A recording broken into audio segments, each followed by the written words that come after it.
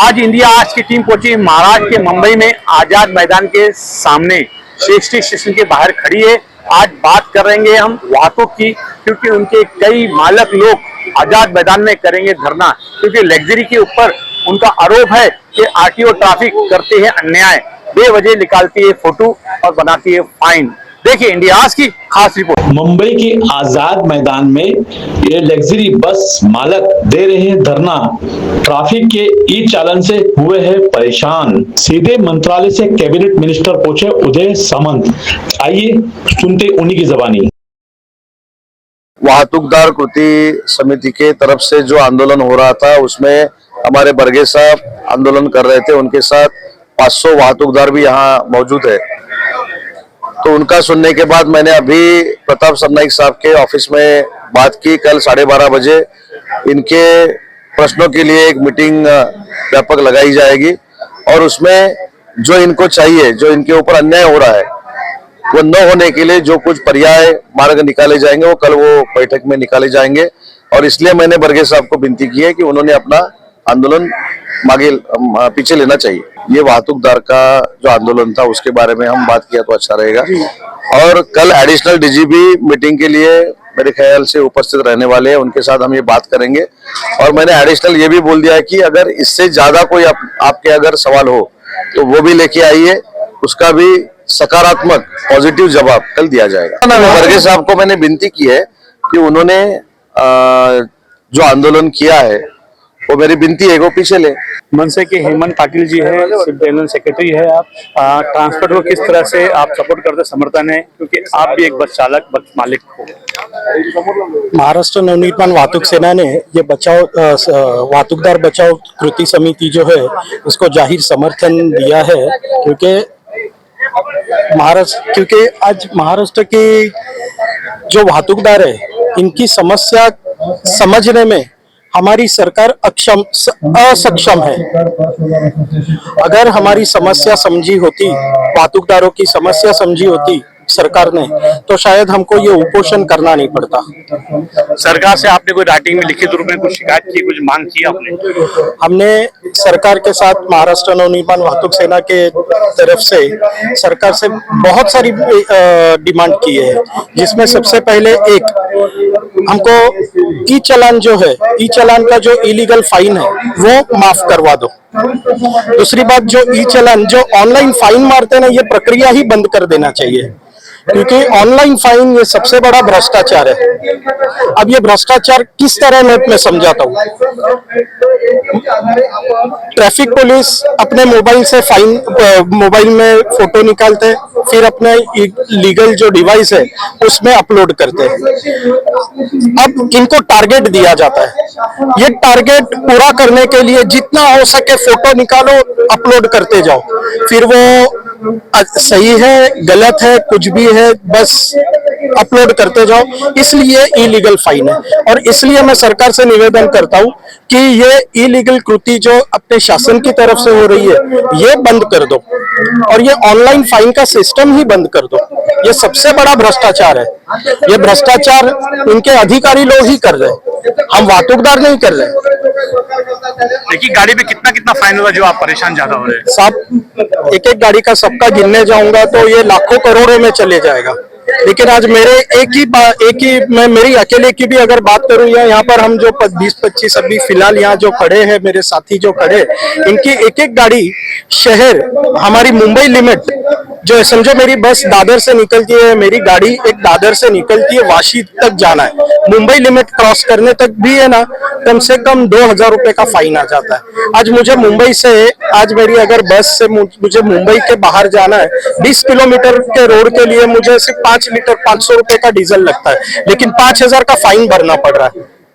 हम रोजगार कैसे करें, हम हमारा घर कैसे चलाएं, हम ड्राइवर को पगार कैसे दें, हम हमारी गाड़ियों का मेंटेनेंस कैसे करें। हमारी गाड़ियों में आज समझो मुझे 5,000 रुपए का यहाँ से 8,000 रुपए का मुंबई से बाहर जाने का भाड़ा मिलता है। 8,000 में अगर मैं 5,000 रुपए फाइन भरूंगा तो मैं आगे का रोजगार आगे का जीऊंगा कैसे। हेमंत जी, आपने कहा कि पुलिस जो है इनलीगल फाइन मारती है, ऐसा इनलीगल कहाँ पे आता है? जो है वो लोग बोलते हैं कि टाइम पीरियड जो होता है बस का, टाइमिंग के बाहर होते हैं, हम फोटो मारते हैं।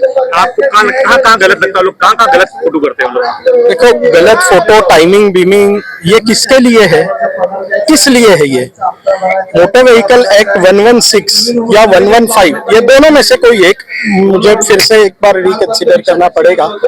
मोटर व्हीकल एक्ट के नियम में इनको एक अधिकार है, स्टेट गवर्नमेंट को एक अधिकार दिया, स्टेट गवर्नमेंट ने लोकल अथॉरिटी को, जो इनके पास, कि कोई भी रोड पे नो पार्किंग, नो एंट्री कर दो और अपना नोटिफिकेशन जीआर पास कर दो, नोटिफिकेशन निकाल दो। इतने टाइम से इतने बजे तक नए नए अधिकारी आते हैं। समझो आप अभी एक सेक्शन के इंचार्ज हो, आपकी बदली हो गई, दूसरे अधिकारी आएंगे, वो अपने हिसाब से, अपनी मेंटेलिटी के हिसाब से नया नोटिफिकेशन जारी कर देंगे। इतने बजे से इतने बजे तक इनको एंट्री नहीं। अब इतने बजे से इतने बजे तक इनको एंट्री नहीं तो हम जाएंगे कहाँ पर? हमको वैलिड पार्किंग की जगह दिए है, हम जगह पर कहीं गाड़ी खड़ी करें, ऐसी कोई जगह दिए है हमको? जी, आप खुद एक बस मालक हो, मेरा सवाल सीधा सीधा ये है कि आरटीओ ट्रैफिक कहाँ गलत करती है, किस वक्त पे क्या गलत करती है, किस तरह से चलन करती है? ऑनलाइन क्या कुछ सीसीटीवी कैमरा हो उस पे कैद होता है, गलत होता है, या वो लोग हाथ में रखे कुछ गलत करते हैं, वो बताइए। देखो, जो सीसीटीवी कैमरा में कैच होता है वो तो पूरा इंसिडेंट दिखता है, लेकिन सबसे पहले मुझे यही कहना है कि ऑनलाइन फाइन जो मोबाइल से कलेक्ट करके जो उनके डिवाइस में अपलोड करते हैं ना, यही सबसे बड़ा गलत है। अब मैं बताता हूँ आपको, एक कोई वाहन चालक है, कोई सिग्नल पे खड़ा है, आज हमारे शहर की क्षमता के कम से कम 50% ज्यादा हमारी गाड़ियों की क्षमता बढ़ गई है।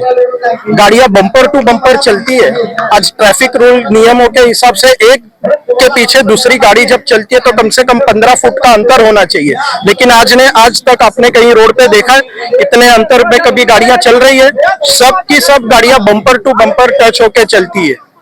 तो ऐसे में समझो कोई ड्राइवर है, एक 10 किलोमीटर ट्रैफिक में थक गया, चला कर थक गया, उसको कहीं शौचालय जाना है, ड्राइवर है, पानी पीने के लिए रुक गया, कहीं स्टीयरिंग से उतर के वो पानी पीने के लिए गया ना, तो उतने टाइम में कोई आता है, ऑनलाइन फाइन मोबाइल से फोटो निकाल लेता है, अपलोड कर लेता है।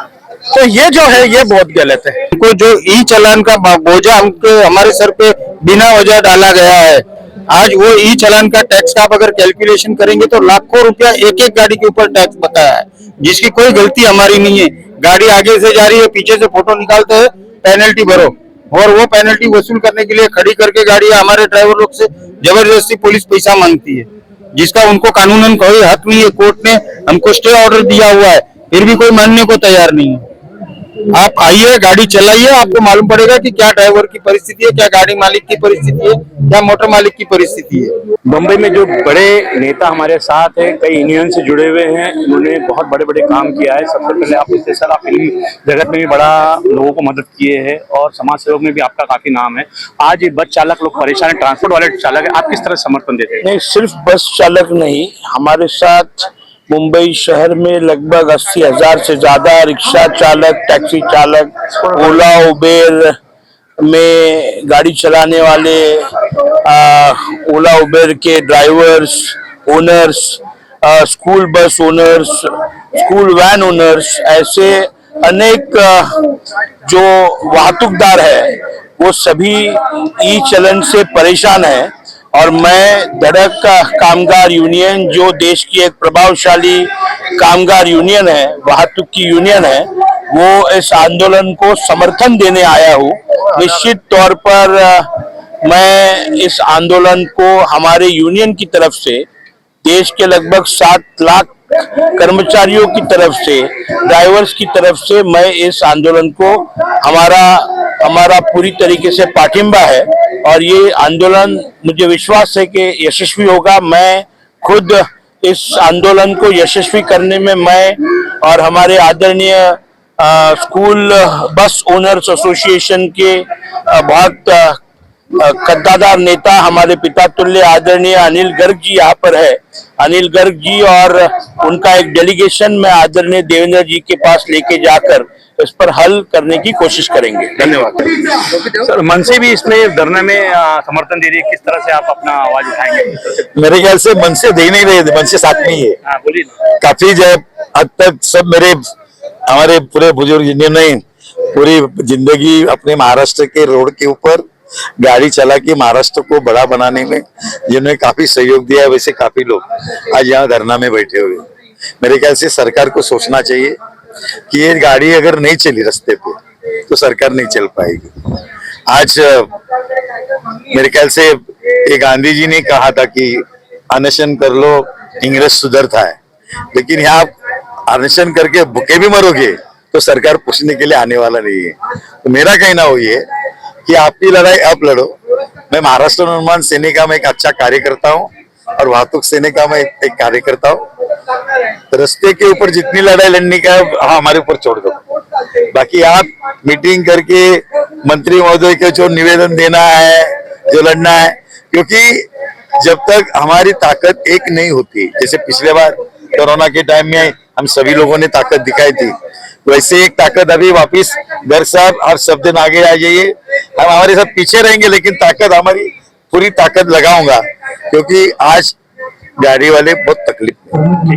है ना सर आप हेमंत जी, आजाद मैदान में लग्जरी बस के फाइन को लेके आप लोगों ने धरना प्रदर्शन किया था, मनसे ने भी उसमें आगे आके अपना हाथ दिखाया है। इसमें मंत्री जी पहुंचे थे, आश्वासन दिए थे कि आप मंत्रालय आइए, बैठ के बात करेंगे। जब मंत्रालय में जब आप लोग सारे लोग पहुंचे, लग्जरी बस के फाइन को लेके डिस्कस किए, तो क्या नतीजा निकल के आया? नतीजा कोई इतना खास ऐसे दिख नहीं रहा है, लेकिन फिर भी हम सारे वाहतूकदार जो है वहां पर मौजूद थे मंत्रालय में।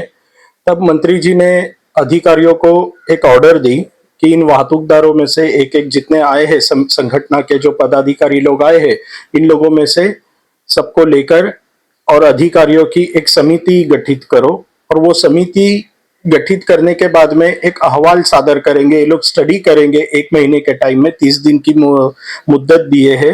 वो 30 दिन में ये अहवाल सादर करने के बाद में इसका रिजल्ट देंगे कि हम ऑनलाइन फाइन रद्द कर सकते हैं, नहीं कर सकते, उसमें जो ऑनलाइन फाइन मारने की जो प्रक्रिया है उसमें क्या क्या चेंजेस किस तरह ला सकते हैं, बस यही अहवाल सादर होगा। कौन से मंत्री थे विभाग के?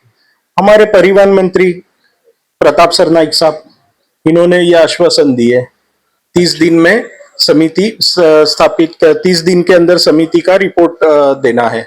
अगर रिपोर्ट आपके पक्ष में आता है, आप उस पर सहमत होते हैं तो ठीक है, नहीं अगर उस तरह से आपके पक्ष में आता है तो आपका क्या अगला कदम होगा? नहीं होगा तो जिस तरह से आंदोलन जो हमने छेड़े हैं, ये आगे चल के भी हम आंदोलन और उग्र आंदोलन होगा। फिलहाल तो हम सिर्फ हमारी जो डिमांड्स है वो मांग रहे हैं, शांति से चक्का जाम मतलब हमने हमारी मर्जी से किए हैं। नहीं होगा तो हम कोशिश करेंगे पूरे देश का चक्का जाम हो। ये हेमंत पाटिल जी थे, भले ही मनसे से चीफ जनरल सेक्रेटरी है, लेकिन एक लग्जरी के मालिक भी है, और इनका कहना है कि अगर हमारी मांगे नहीं पूरी हुई तो ऐसा हमें मजबूर ना करें कि चक्का जाम करने की नौबत आए। सरकार को ध्यान देना चाहिए, ये एक लग्जरी नहीं, लाखों लग्जरी है, लाखों ट्रांसपोर्ट ट्रक है, टेम्पो है, सबके ऊपर बात आती है। सबको मिलके एक संगठन होके बात करना पड़ेगा और सरकार को अपने बारे में, इन लोगों के बारे में सोचना पड़ेगा, सही कदम उठाना पड़ेगा, क्योंकि भाजी सब्जी तरकारी दूध सब ट्रांसपोर्ट से ही चलता है। अगर ये रुक गया तो बच्चों के स्कूल की बस पे भी बात आती है, तो बहुत सारी चीज बढ़ती है। इसमें सरकार को गहराई से सोचना पड़ेगा। मैं इंडिया आज के लिए सलाम काजी।